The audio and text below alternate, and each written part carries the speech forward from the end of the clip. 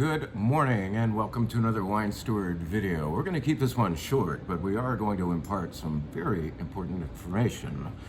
In fact, something rarely imparted to you in the form of announcement of an event coming up as soon as I get back from Italy. In fact, just 2 days after I return from Italy, I will be very jet lagged, no doubt, and staying up late may be difficult. I would certainly not want to be presenting wine at that point.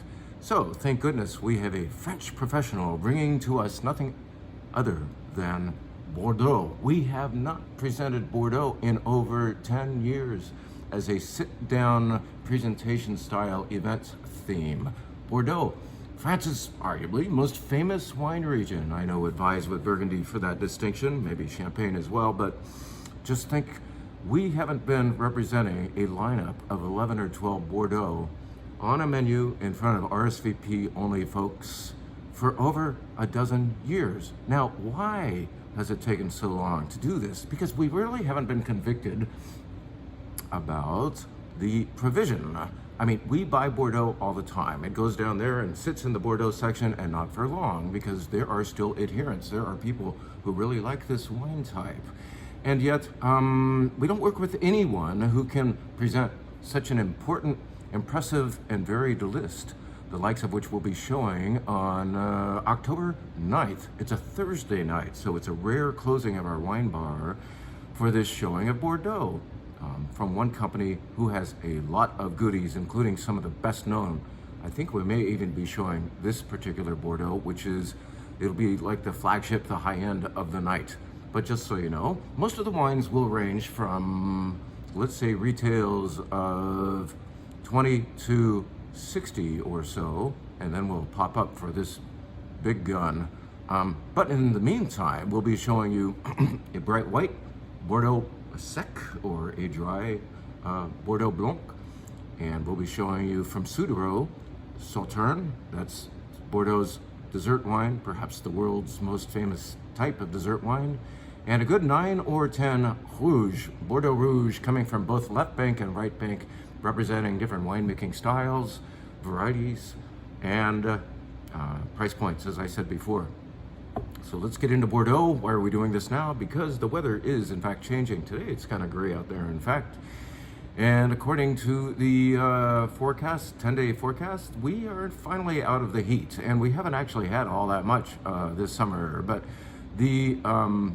we're more and more assured that Bordeaux weather is here to stay at this point in the year. In other words, cooler weather, putting us in the mood for cooking heavier fare, perhaps, braising or roasting meats, doing root vegetables alongside. How about some mushrooms? And that, my friends, is proper Bordeaux fare. So the weather puts us in the mood to cook, per the mood, and to drink Bordeaux. I don't drink this stuff in the middle of the summer, but now I'm getting in the mood.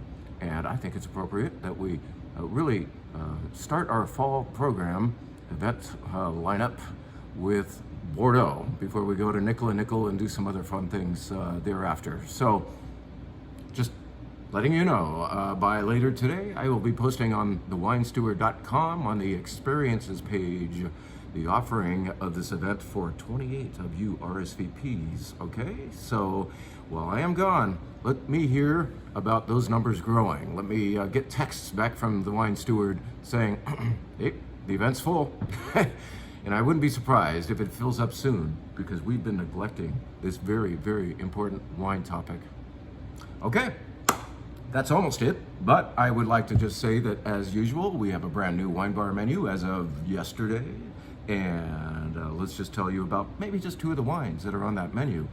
This is a newcomer.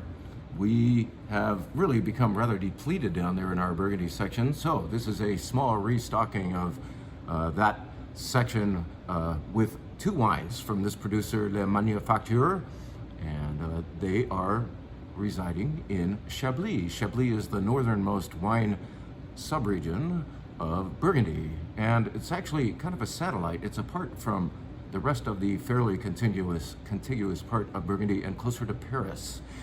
This is a cooler area where they grow Chardonnay in a prehistoric seabed, and so what you're supposed to expect and often smell and taste per that expectation, is a briny quality, or there's something hauntingly seashelly. And in fact, the soil here is marine sediment. You will find the soils littered with little oysters all over the place here in Chablis.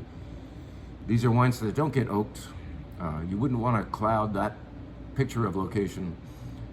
You want purity in a good Chablis. You want it to be bracing and lean. And in fact, I just tried this wine in the big, broad glass that we would typically put a white Burgundy into.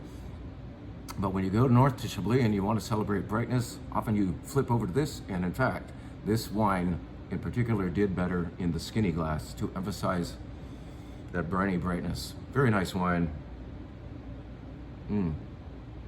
Available by the glass only on our wine bar. So let's move that over just a bit to make room for something also from France that is also available only by the glass.